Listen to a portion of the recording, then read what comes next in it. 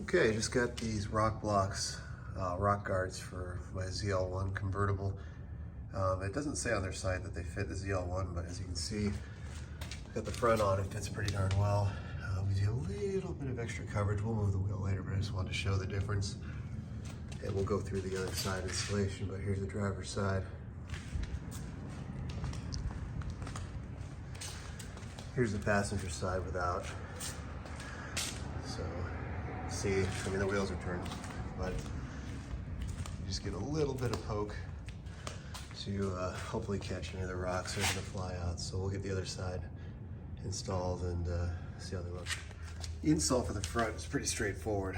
You've got only really one anchor point that uses the factory fastener holes, and then you've got this, it's actually like a speed nut or one of those little clip nuts that's used to fix the middle portion. So what I did, I wrapped it, I had some PPF material left over, so I wrapped it up just to prevent any additional scratching, which really shouldn't happen because these edges are pretty smooth. So you want to loosen this guy up a little bit, and then we'll run the hardware into the bottom part, and then the top kind of just clips over. So we'll work on getting this installed. Okay, so the first thing you got to do is remove these plastic pop clips. Pretty easy, unless you're trying to do it one-handed, holding the camera. But just, I recommend using a plastic pry tool. A lot of people use a screwdriver, and I guess that's fine, but these things are so cheap on eBay or Amazon that there's no reason not to have them if you're going to do this kind of stuff. Especially if you slip, you're less likely to damage anything with the plastic. So, yep, the guy comes out super easy. What we're going to do next, we'll wipe down the area here, and there's a little insert that'll show a little plastic insert that you thread the one bottom fastener into. So here's that plastic nutsert. Pop it right in. You just want to watch it when you're threading the hardware, make sure it doesn't spin on you. So hardware wise, you're going to have your metal washer and then this plastic spacer that are going to go in, and then you're going to thread this guy into that hole there. So for this clip right here, I loosened it up just enough so I've got some play, but this back edge still catches in the slot. We're going to go ahead and tilt it up, push in the liner a little bit and get it to engage. Okay, so you can see that I've got this guy clipped in, engaged over here. Again, I put that kind of PPF type material in there because I didn't want the screw threads rubbing up against the inner area. I mean, it's pretty minor, but I had it laying around, it's not gonna hurt. So you will feel the tip of this screw drag on the liner a little bit. So when you take this off, I'm sure there's gonna be a little kind of, probably not a tear all the way through, but a little kind of tear mark or abrasion mark. But you know, for the minimal impact for these compared to some others, I think it's pretty minor. And then the last thing you want to do is bend this guy out. It's kind of hard to do it on video, but you bend that guy out like that, or in, I guess, and run it till this will bottom out in the lip here. So that's your third point of securing, and then go ahead, tighten all these up. Remember, this is into plastic, so, and then this is just held on by that plastic cutout in the back, so don't get too crazy with them. I bought Rokblokz little tool here, and it has the perfect Phillips bit for it, but these are fairly large, so don't use a small screwdriver, it'll strip out in there. So yeah, that's it. We're just going to tighten these guys up, and we'll get kind of a video of the tire coverage. You can see it doesn't go down super low, but really what I was looking for is a little bit of outer edge here because the fender kind of tucks in, and I'm hoping to catch, you know, whatever little rocks come out. Because as you can see, these give you pretty good coverage up front. Now it's real hard to get the angle right. In person, it's a heck of a lot more flush, but pretty good coverage. And from afar, they don't look too bad. So that's the only thing. It's a little bit. It stands out a little bit is the stainless hardware. Be real careful with this clip here when you tighten it. Like most of those kind of single thread speed nuts, it can pop out. It doesn't quite strip out, but it weakens it kind of tears away from the threads, so you only get a couple chances with it. But all in all, super easy install. We'll see how they hold up. We're gonna go and try to get the backs in. It'll be a bit more of a challenge because from what I understand, you've got to take 3 nuts out of here, bolts out of here, and you've got to change the inserts in here, little metal inserts to a larger size. So that one will be a little bit more challenging. We have to jack it up. So it is a bit of a tight fit, but you can get in here to get the clips off. It's real hard to catch on video. You can kind of see, tuck it in a little bit. That's tough. Right here. Sorry for all the airplane noise. Right here, there's a clip or a plastic tab. Let me see if I can tuck it in further.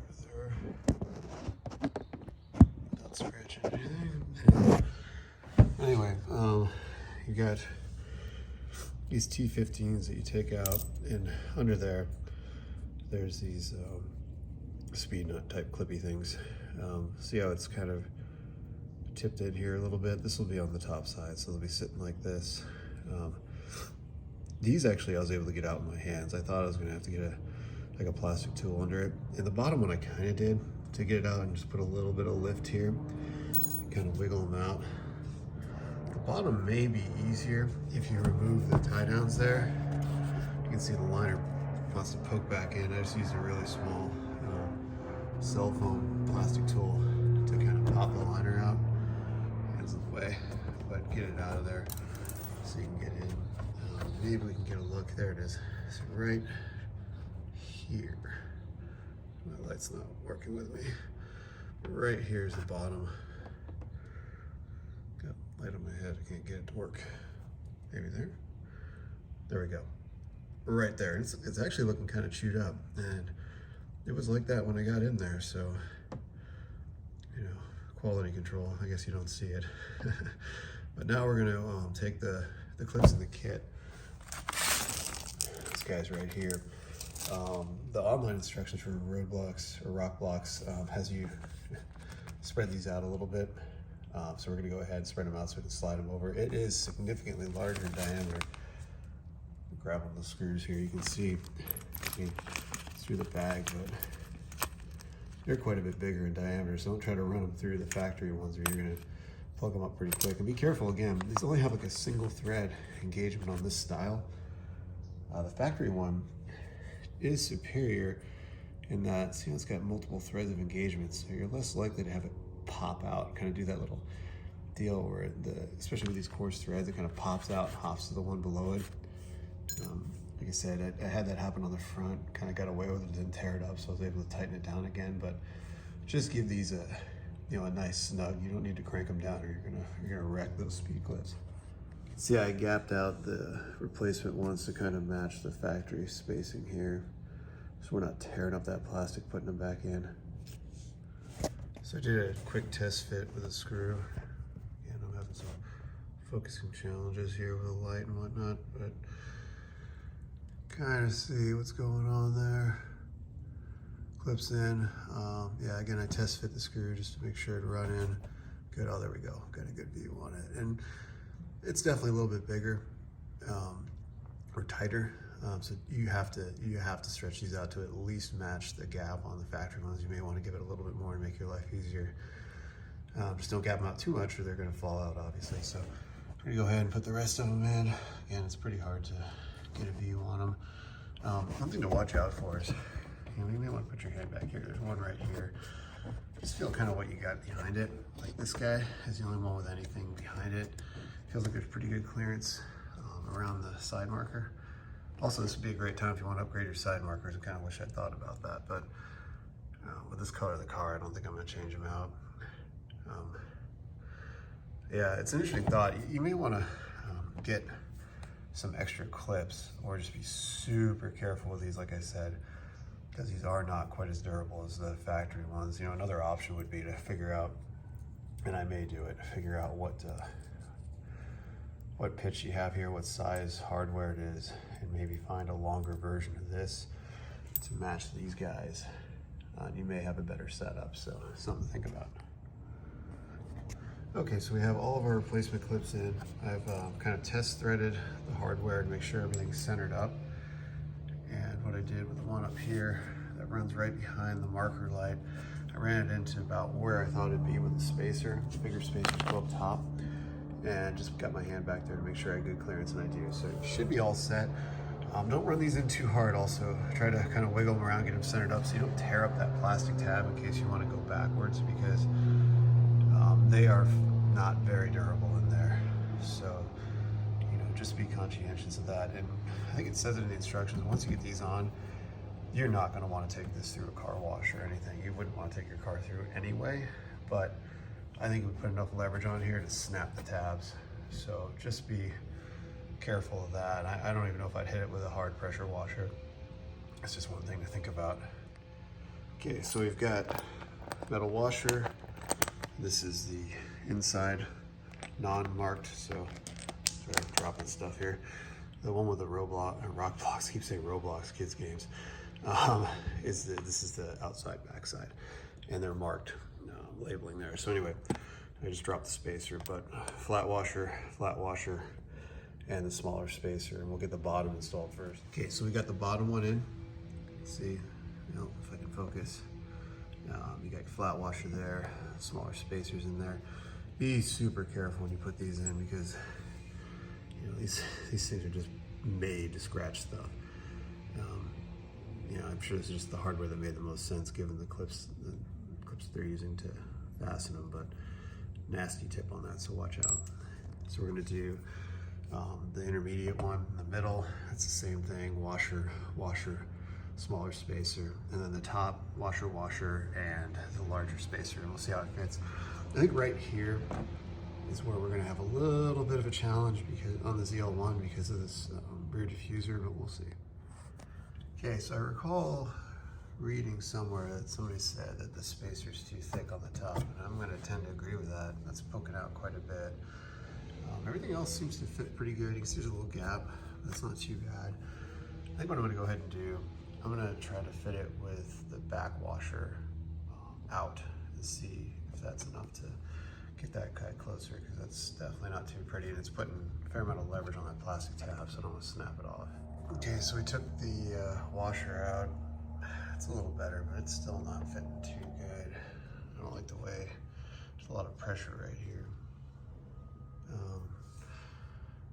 Yeah, this cutaway almost seems too steep, and it's pushing it. It's kind of rolling it a little bit, so I'm trying to figure out what I may want to do there. Maybe I need to take a little bit off the that space here. You can still see it's poking out, but I'm worried if it draws it in too much here, that's going to keep tilting it. So that may be what's going on. May need that to protrude a little bit to not do that. I think I'm going to try one more thing. I think I'm going to try to put this washer maybe on the inside. See if that provides a more stable base for it so it doesn't roll.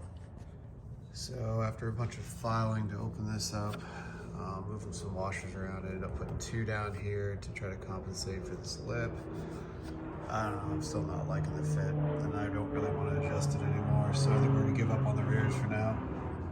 Okay, so we've shifted gears a little bit again, trying to get these fronts on. So, changed the material I wrapped them with. It's not really consequential, but I used kind of the fabric tape for wire looms. And I went ahead and found some machine hardware that fit through the hole. This is a 3/8" nut. Not sure what pitch or thread or diameter those are, but just look around what you got. I had to end up stacking a spare black washer I had. We could all fit, but I can get a wrench behind the liner in there.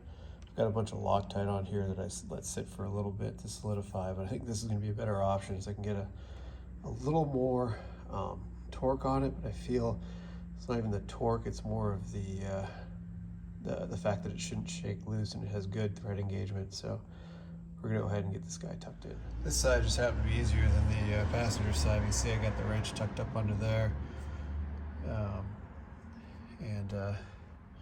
Yeah, everything's engaged, so I'm just going ahead and tightening it, but I feel like this is definitely gonna be a more secure option down the road.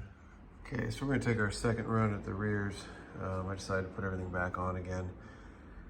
So what I ended up doing is cutting the top off and then spending some time, probably can't get it to focus, but spending some time to sand it down and make it look as close to how that was originally. This is minimizing the flex, so you can see here I've got the passenger side installed.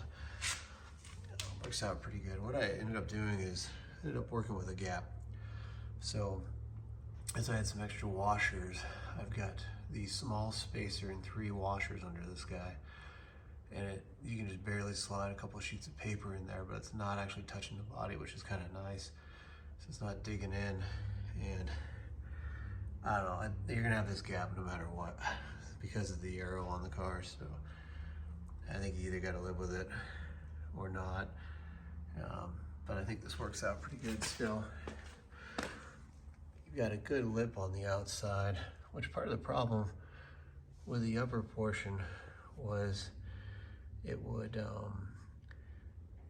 keep popping in. You couldn't get a good bite. So this fits pretty good, and you still get access to the screw up in there to do the side marker if you keep the bulb. So yeah, I'd say it's kind of interesting with the gaps. Not perfect, but I think it's better than it was originally.